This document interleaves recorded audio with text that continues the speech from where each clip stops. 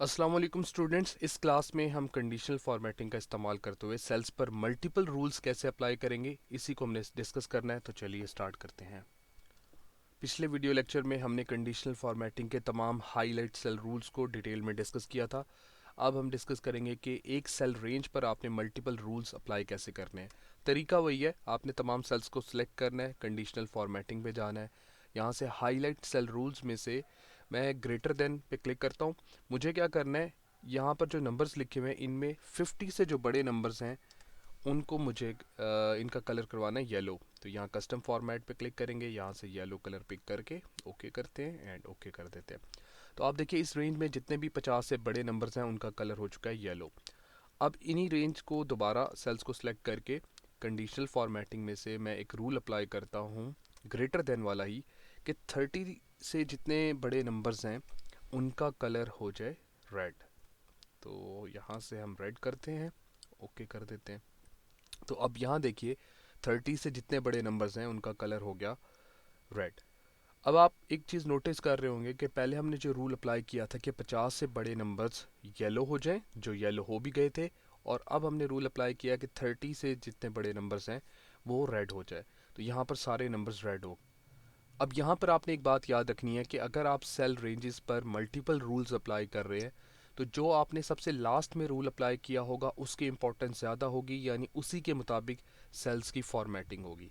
मतलब क्या है इस बात का, आप देखिए पहले हमने रूल अप्लाई किया था कि 50 से बड़े नंबर येलो हो जाएं, तो वो येलो हो गए थे। फिर हमने एक सेकंड रूल अप्लाई किया कि 30 से जितने बड़े नंबर्स हैं वो रेड हो जाएं। अब जाहिर सी बात है जो 50 से बड़े नंबर्स हैं वो 30 से बड़े नंबर भी हैं ऑब्वियसली। तो इसलिए जो हमने लास्ट में रूल अप्लाई किया यानी 30 से बड़े नंबर्स रेड हों, तो इसलिए वो जो 50 से बड़े नंबर्स का जो रूल था वो कैंसिल हो गया, वो ओवरराइड हो गया। और हमारा जो लास्ट रूल था उसके मुताबिक सेल्स की फॉर्मेटिंग हो गई। लेकिन अगर हम यही चाहते हों कि जो 50 से बड़े नंबर्स हैं वो येलो रहें और जो 33 से बड़े नंबर्स हैं वो रेड हो जाए, तो वो कैसे करेंगे वो मैं आपको अब बताता हूँ। लेकिन उससे पहले रूल्स अगर आप अप्लाई कर चुके हैं उनको क्लियर कैसे करना है ये देखिए। तमाम सेल्स को आप सेलेक्ट करें जिन पे कंडीशनल फॉर्मेटिंग के रूल्स अप्लाई हुए हैं। उसके बाद कंडीशनल फॉर्मेटिंग पे आप क्लिक करेंगे और यहाँ पर आपको सेकंड लास्ट ऑप्शन नज़र आएगा क्लियर रूल्स।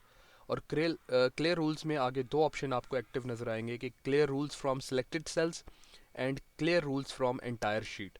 सेकंड ऑप्शन का मतलब ये है कि अगर आप पूरी शीट में से रूल्स को अप्लाई डिलीट करना चाह रहे हैं, क्लियर करना चाह रहे हैं, तो आप सेकंड ऑप्शन पे क्लिक करेंगे। अगर आपने सिर्फ सिलेक्टेड सेल्स में से रूल्स को क्लियर करना है तो फर्स्ट ऑप्शन पे क्लिक करेंगे। तो हम फर्स्ट ऑप्शन पे क्लिक करेंगे ताकि रूल्स क्लियर हो जाए।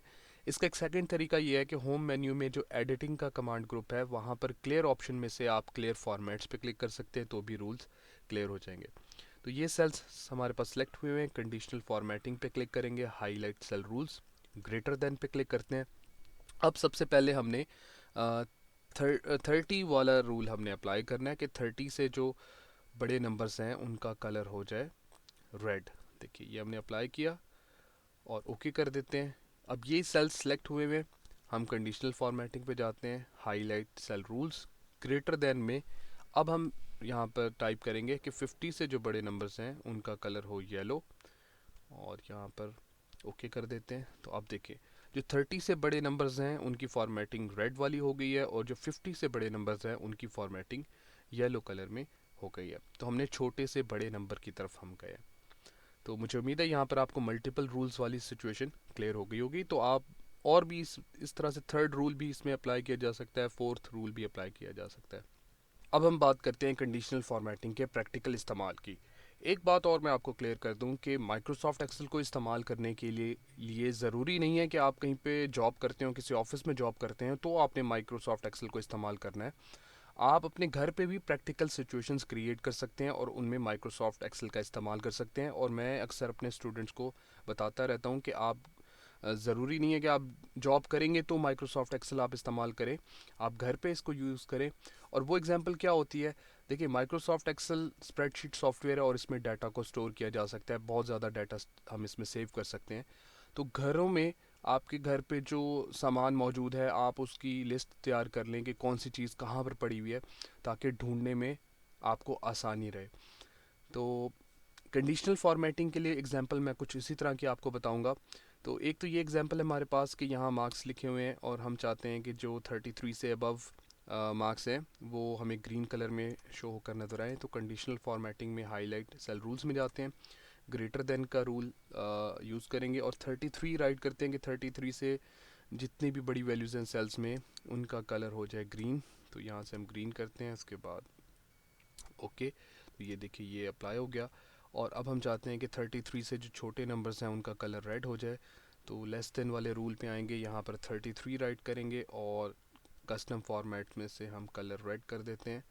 तो अब आप यहाँ देखिए जो 33 से कम नंबर हैं वो रेड हो चुके हैं और 33 से ज़्यादा नंबर्स ग्रीन हो चुके हैं। तो अब अगर हमें उन सेल्स को फॉर्मेट करना हो जिन सेल्स में पास लिखा हुआ है उनका कलर ग्रीन हो, तो हम सेलेक्ट करने के बाद कंडीशनल फॉर्मेटिंग में जाएंगे, यहाँ से हाईलाइट सेल रूल्स और टेक्स्ट दैट कंटेन्स पर क्लिक करके यहाँ पर हमें राइट करना है पास और with fill colour custom format में जाकर यहाँ से हम इसको करते हैं ग्रीन, उसके बाद ओके। और जो हम फेल हैं उनको रेड करना है, तो highlight cell rules text that contains, यहाँ पर राइट करेंगे फेल और उसके बाद यहाँ से हम इसको करते हैं रेड। ठीक है जी, ओके। ये देखिए फॉर्मेट। अब हमारे पास जो अगली एग्जांपल है ये जर्नल से एग्जांपल है, कोई ऑफिस जॉब से रिलेटेड एग्जांपल नहीं है। तो इसमें सिचुएशन क्या है कि हमारे पास यहाँ बर्थडेज जो इस ईयर में बर्थडेज आनी है उनकी डेट्स लिखी हुई हैं। तो हम चाहते हैं कि जब बर्थडे करीब हो या जिस वीक में बर्थडे हो तो हमें हाईलाइट होके नज़र आए। तो बर्थडे राइट करने के बाद सारे सेल्स को हमने सेलेक्ट करना है, कंडीशनल फॉर्मेटिंग पे जाना है, हाईलाइट सेल रूल्स में आएंगे और आ डेट अकरिंग पे क्लिक करेंगे। अब जो हमारे सामने यहाँ विंडो ओपन होगी इसमें से अब दो सिचुएशन हो सकती हैं, या तो हम दिस वीक को सिलेक्ट कर लें। दिस वीक से क्या होगा कि जो करंट वीक की अगर डेट्स यहाँ पर आ रही होंगी हाईलाइट होकर हमें नज़र आ जाएंगी, जिससे आइडिया हो जाएगा कि किसकी बर्थडे आ रही है। अदरवाइज़ आप इसको दिस मंथ भी कर सकते हैं कि जिस मंथ में आप इस शीट को ओपन करेंगे उस मंथ की अगर डेट्स इन रेंजेस में होगी हाईलाइट होके हमें नज़र आ जाए। तो मुझे उम्मीद है आपको कंडीशनल फॉर्मेटिंग की प्रैक्टिकल एग्जांपल्स समझ आ गई होंगी। अगले वीडियो लेक्चर तक के लिए अल्लाह हाफिज़।